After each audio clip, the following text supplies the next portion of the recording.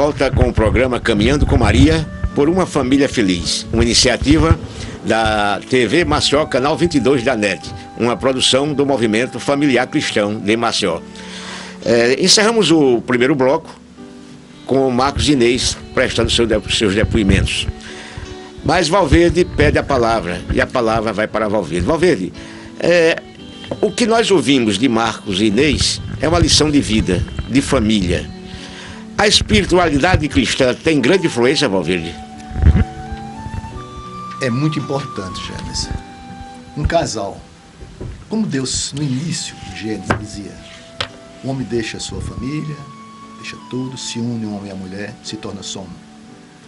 A vida do casal Marco e Inês, para nós que estamos quase mais de 30 anos acompanhando eles de perto, os filhos, é uma prova de que sem espiritualidade eles não teriam passado por essas fases todas até hoje. Sem Cristo no coração, sem esse Deus que sempre diz assim, quando duas ou mais pessoas se reúnem no nome, eu estarei presente, ele não teria conseguido. Nem você também aí na sua família consegue. Simplesmente com teoria, filosofia, conhecimentos gerais, não se constrói família. Tem que ser com a oração e com um bom exemplo. Esse casal é testemunha disso. Dá um bom exemplo no dia a dia. Nos problemas estão juntos. E você debate com os grupos do movimento. Não adianta estudo, às vezes. O que adianta é viver e ter Deus no coração. E mais ainda, James, é viver e ter Deus no coração e sentir esse Deus e colocar em prática. Porque se só ler a Bíblia, pegar a Bíblia, lendo a Bíblia, é muito bonitinho, as teorias, lindo, ensinamento lindo de Cristo. É a própria luz. Mas se você não é coerente com o que diz, não faz igual, diz ali, olha aquele casal, fala tanto em igreja, fala tanto em Cristo, fala tanto em religião, na prática é um mentiroso, é um alcoólatra, é um viciado, é um corrupto. O pai representa o próprio Cristo na sua casa, os pais. O pai tem que ser testemunho vivo em tudo o que ele faz. É o juiz, é o amigo, é o professor, é o mestre. Ele ali representa o próprio Cristo. É a igreja doméstica. E esse casal, o Marco e Inês, que eu conheço há tantos anos, faz a igreja doméstica.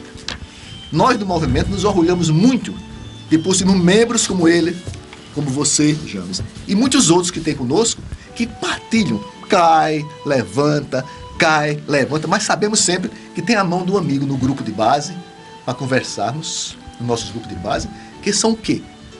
É como se fosse uma oficina de paz.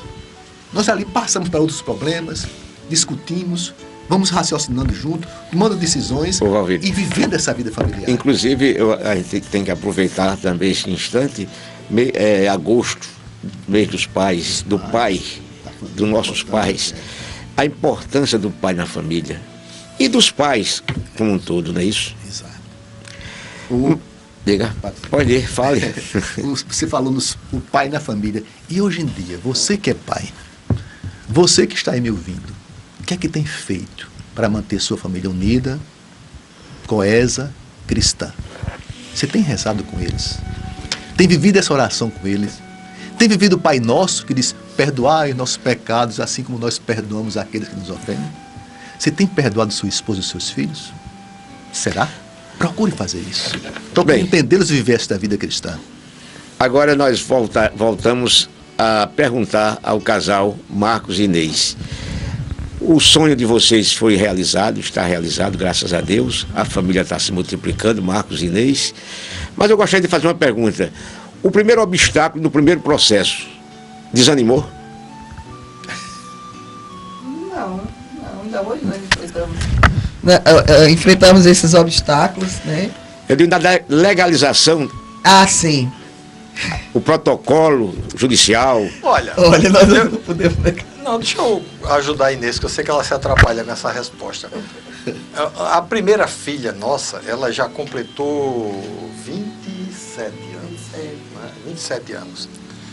Então, na época, não tinha muito essa história de você fazer um processo de adoção legal. Hoje eu faria, com certeza, né?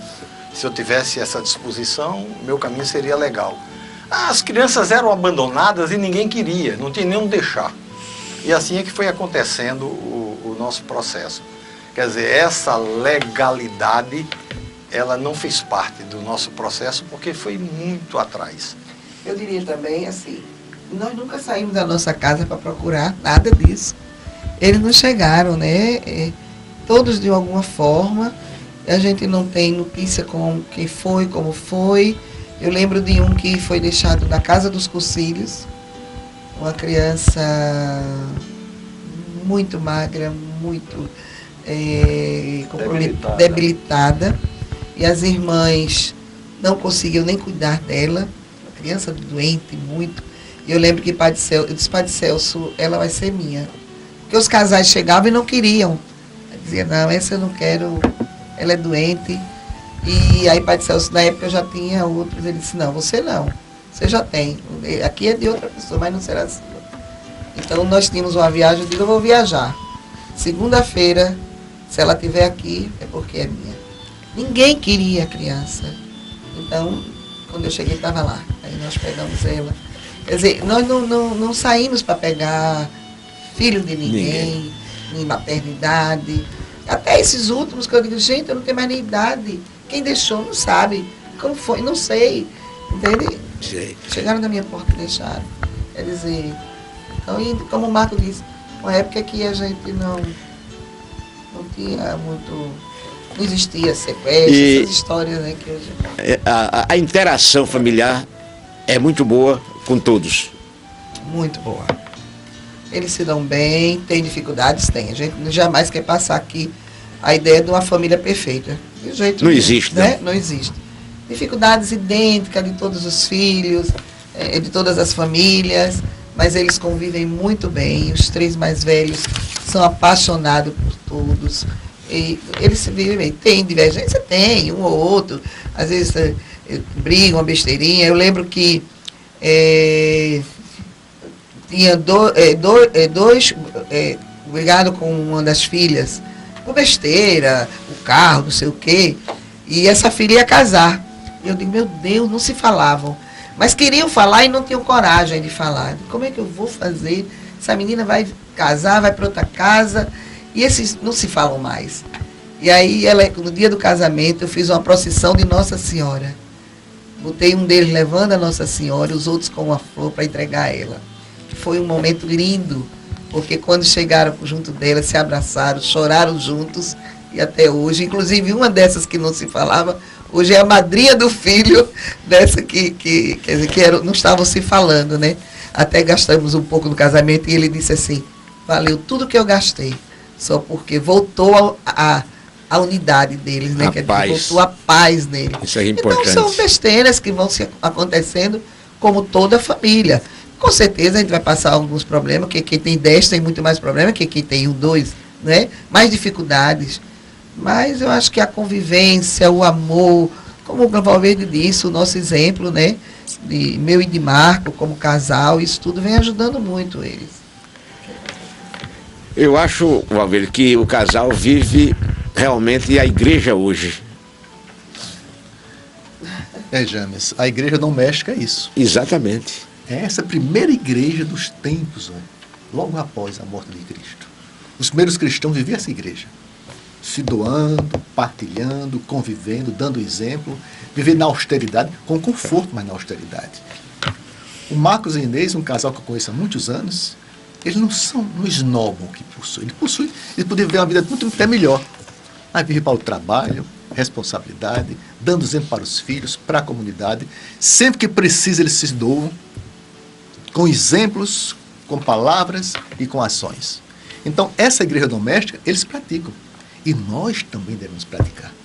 Porque se não fizermos isso, o pai ser um espelho. O pai tem que refletir a luz que vem de Cristo. O pai é um espelho para a sua família. Os filhos têm que ver no pai, mesmo que não siga seus exemplos, mas no papai é um exemplo.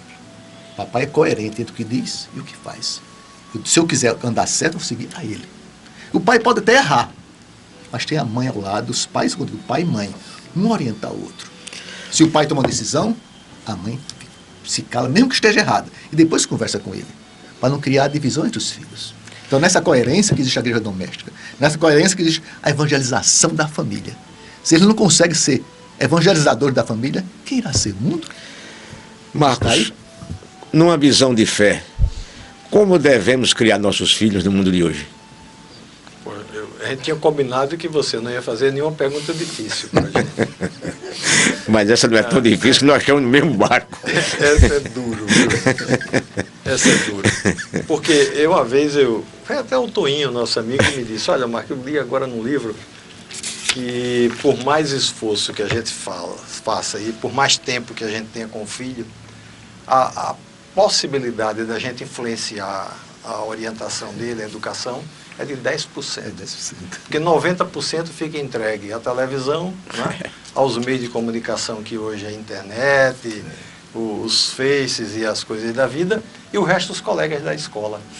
Verdade. Quer dizer, a gente tem 10%. O problema é a gente aproveitar bem. Administrar bem esses É a 10%. gente administrar bem esses 10%. E olha, que às vezes... Trabalhar 10 por 100, né? 10 por 100.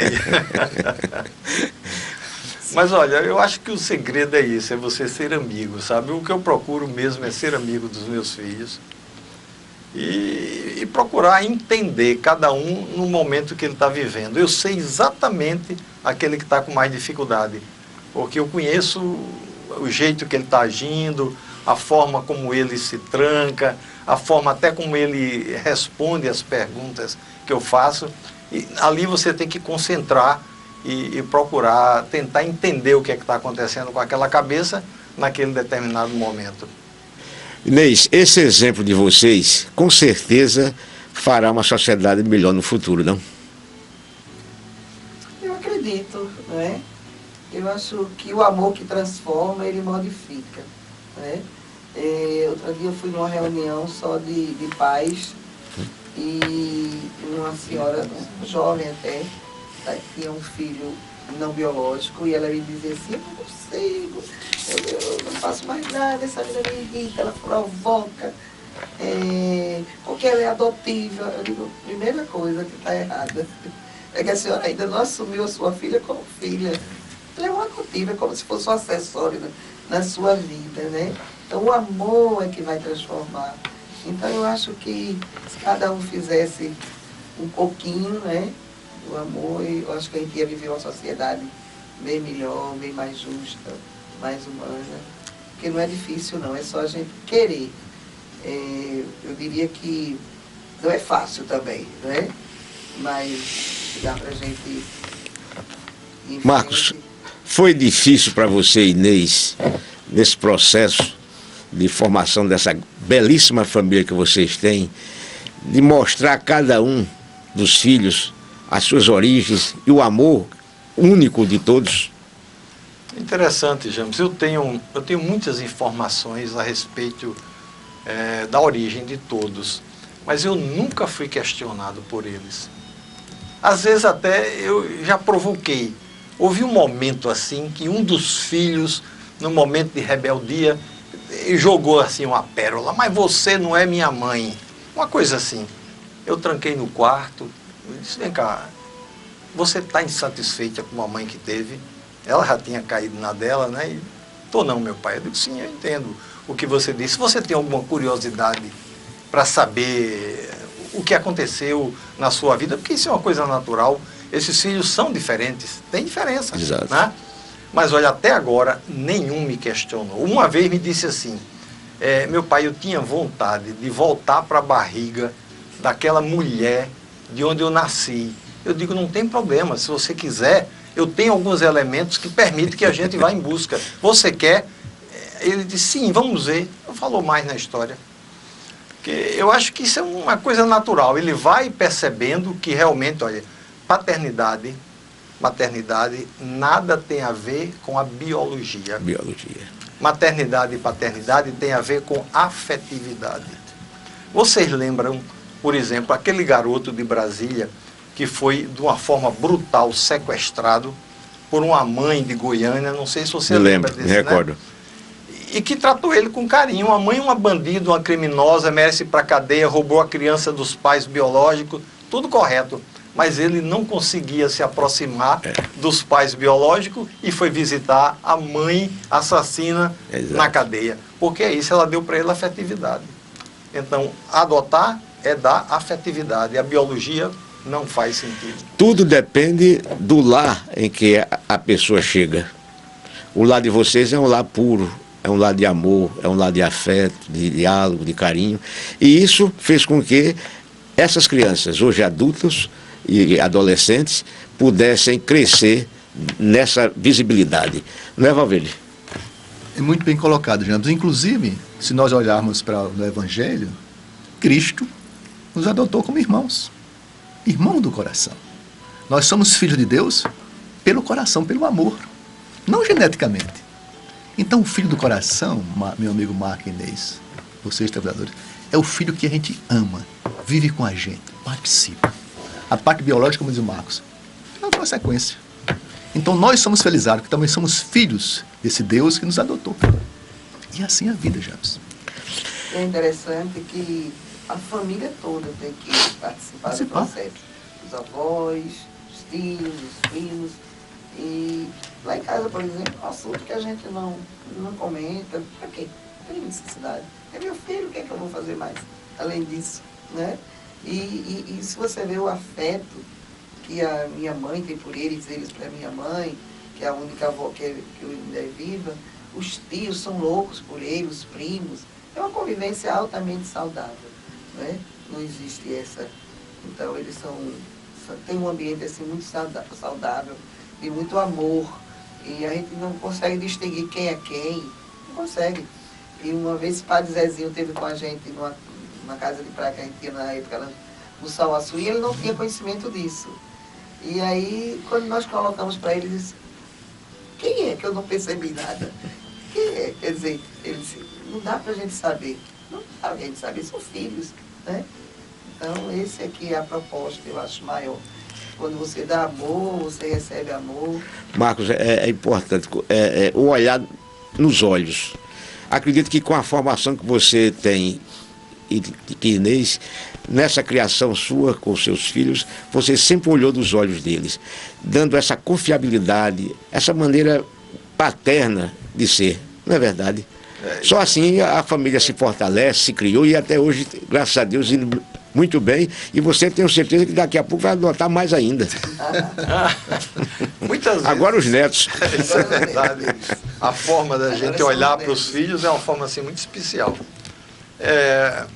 Tem uma coisa que vale a pena relatar. Um deles, que hoje em dia é um fotógrafo, ele mudou o nome. Sabe qual é o nome dele? Marco Mota. É o Marquinho, porque o Marquinho não tem nada de Mota. É Marco Gomes. Mas o maior orgulho dele é ser o Marco Mota, que sou eu, o pai. E o interessante é que ele agora está ficando famoso.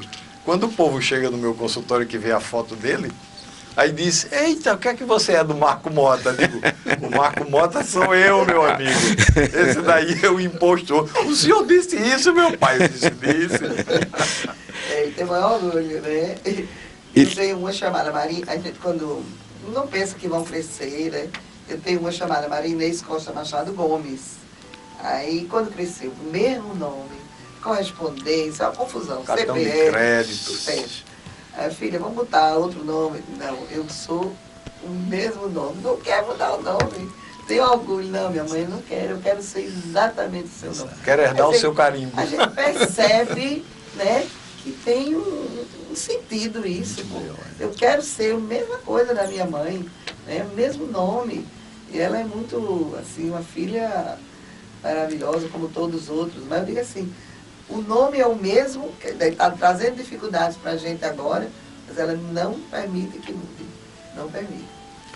Valverde, nós estamos caminhando já para o final, não estamos no final propriamente, mas eu gostaria que você, após ouvir um relato tão bonito do casal Marcos e Inês, família de 10 filhos, 7 netos, gostaria que você deixasse uma mensagem espiritual nesse mês de agosto para os nossos pais de qualquer religião. James, para os pais que estão agora nos ouvindo, e ouvir o testemunho desse casal que eu conheço há 30 anos, de fato até hoje não sei quem são os filhos, todos são iguais para mim, sinceramente não sei. Deram testemunho de cristão, primeiro na oração, na convivência, na partilha, no sofrimento, na dor e na alegria. Isto é casamento. É por isso que eu digo, Deus é muito bondoso com todos nós, raça humana. Então você que é pai, não é seguir o exemplo textual deles, não. Você é diferente. Você tem o seu modo de viver e agir. Mas procure se assemelhar na amizade, na confiança, o pai ser um amigo, mas também ser um responsável pelos filhos. O pai tem que ser testemunho vivo daquilo que ele prega. Tem que ser coerente. Para que possamos, com a família cristã, com a família unida, coerente, participativa, termos um mundo melhor. É a única maneira deste mundo ser um mundo de Deus. Um templo desse Espírito Santo que habita em cada um de nós. Família doméstica, igreja doméstica, é o caminho para um casal nos tempos de hoje. E dentro desse contexto que você fala, está inserido o nosso movimento familiar cristão, né? Exato. O movimento familiar cristão, de fato, James, é aquela escola de pais, onde eles aprendem um com o outro, na experiência, nos acertos, nos erros, um caminhar cristão. É por isso que nos reunimos de 15 em 15 dias em nossas casas, em grupos formados, onde partilhamos as experiências, os sofrimentos, as alegrias, e aí também partilhamos a oração e o evangelho. É nesse caminho que anda o movimento familiar cristão, não só aqui em Alagoas. Temos em 32 países em todo o mundo, nos 5 continentes. Tivemos aqui a reunião, Marcos lembra, né? Um encontro aqui mundial, onde tinha 25 países participando. Todos com a mesma ideia, participando do mesmo caminho, mesma oração, o mesmo carisma do movimento nosso, são todos iguais. Então, sigam, nos ajudem também, participe, venha para nós participar. Conhecer esse grupo, conhecer esse movimento cristão. No Brasil, nosso movimento cristão e católico. Mas estamos de braço aberto para aceitar todos os nossos irmãos em todas as religiões e conexões. Inês, agosto, mês dos pais, que mensagem você, como mãe, daria de entusiasmo àquela mãe que deseja começar a vida, se espelhando um pouco na sua vida, na vida de você e de Marcos? Eu diria para quem está começando a vida, a primeira coisa é os dois, né? A cumplicidade, o carinho, o amor, o nosso exemplo. Então isso é muito importante para os filhos que virão, né? E um pai e uma mãe que realmente tenha o olhar para esses filhos, né? Que possa realmente cuidar, ter carinho. É como o Marco disse, é pouco tempo, são 10%, 10%, mas a gente aproveita muito bem, muito bem. Né? E eu acho que também o que eu podia dizer para essas mães que estão começando é que os movimentos de igreja ajudam muito no início da nossa vida. Como foi importante o movimento familiar cristão na nossa vida, né? E está sendo ainda hoje. O meu grupo é, como o Valverde disse, é onde a gente constrói junto, a gente vive a experiência de cada um. É a fonte. É a fonte. Quando a gente está enfraquecido, o grupo está lá Chega, presente. São irmãos de verdade. É uma família hoje. Hoje no meu grupo eu tenho compadres, meus padrinhos. Isso é que é bonito, essa cumplicidade de grupo. Movimento. Quer dizer, muitas vezes eu deixei de chamar até um parente de sangue para ter dentro do movimento essa cumplicidade.